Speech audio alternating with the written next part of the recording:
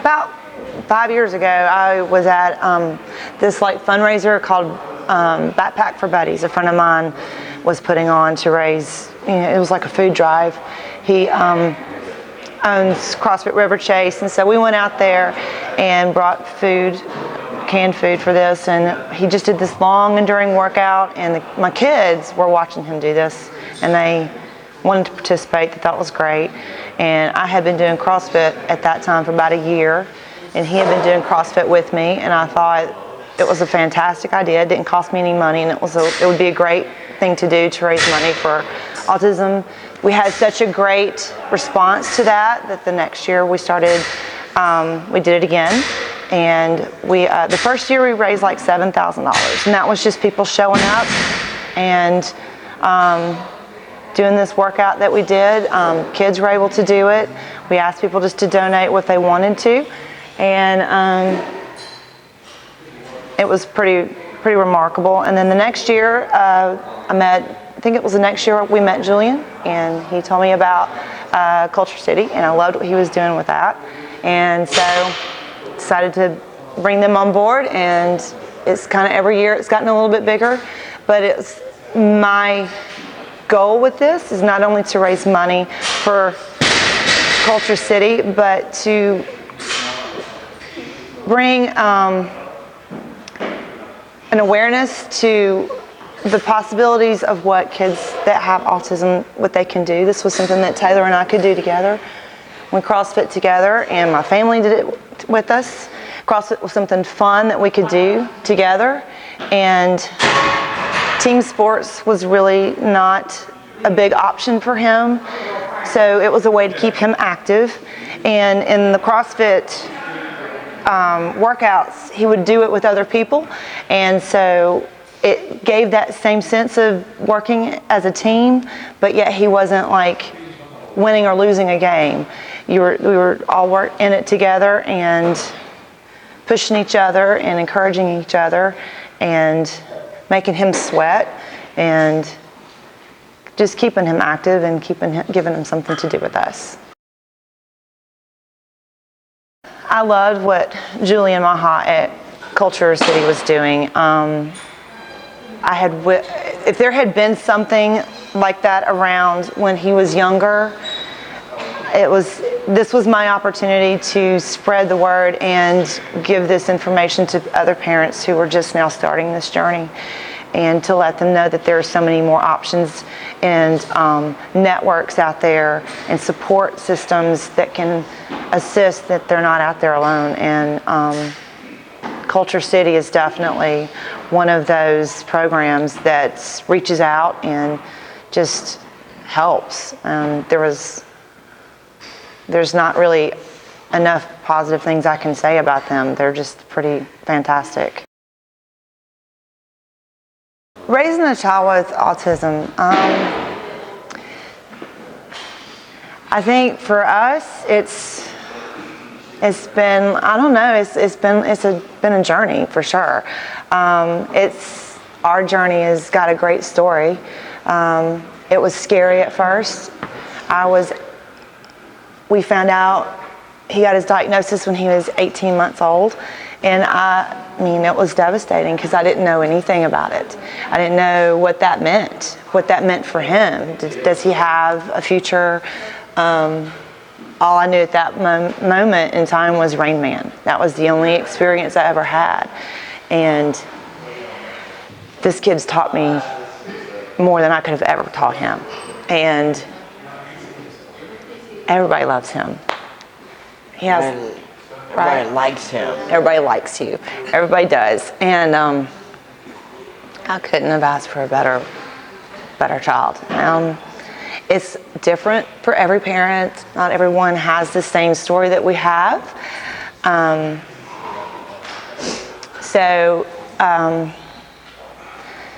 But I never let autism be an excuse for him.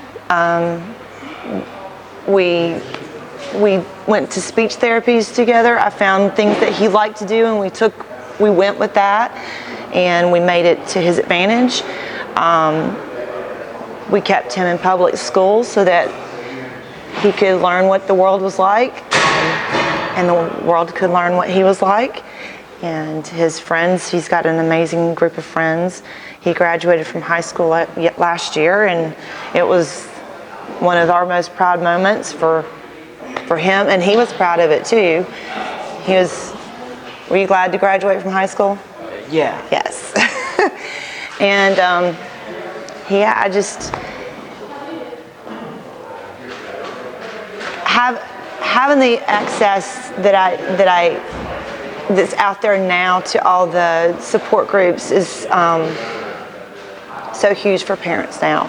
There wasn't anything like that when he was little, and so I didn't really have many people to ask advice from what to do. So I just kind of did it on my own, and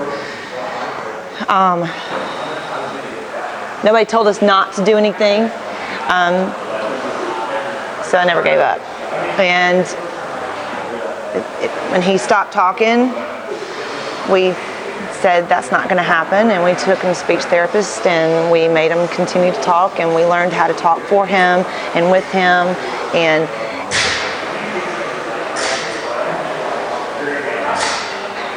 it's been challenging. He's had harder times.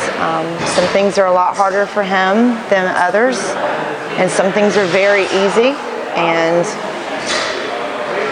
we take the good with the bad. But what he taught us is that you don't take anything for granted, and every miracle for what it is. When they say mommy for the first time, that's pretty precious.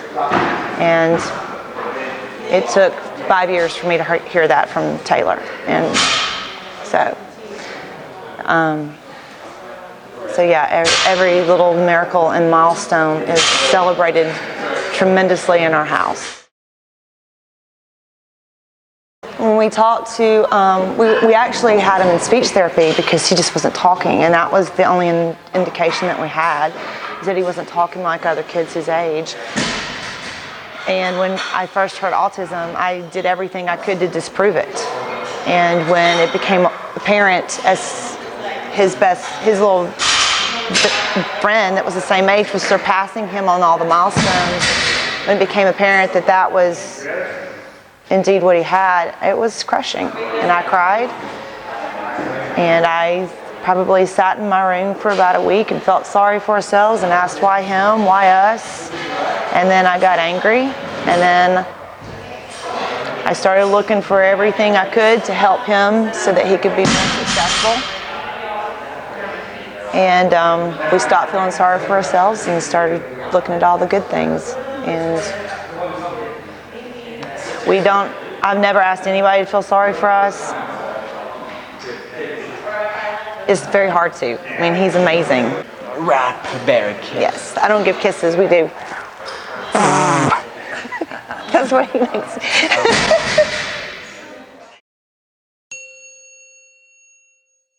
What do you think about us doing Whatism for autism? What do you think about that? We do it almost every April. Yeah. We do it every April. Yeah. I do the workout. You want to tell them what the workout is? What's it called? The me wad. The me wad. It's called Taylor. Yes, it's healthy for me. It is healthy for you. You get to do handstands? Yeah. So you get to. So tell them what movements are in the workout, Taylor. You remember? Rings. Ring push-ups. Squats. Handstands. Yeah. And shoot-throughs. Yeah. All gymnastic movements. Yeah. And it's named after you. Yeah. What is your favorite part about Whatism, though? What did you tell me is your favorite part? Playing the music. Playing the music. You like being the DJ? Yes. Yeah. So what's your favorite part about doing CrossFit with me? Why do you like to do CrossFit? It's good. Does it make you strong? Yeah. Is it fun to do with your brothers? Yeah. Are you stronger than your brothers? Yeah. What about your dad? Yeah. You're stronger than your dad? I think. No. Not really. Yeah. So, and you like working out with Clay, the owner here at CrossFit Over the Mountain? Yeah. Yeah. So.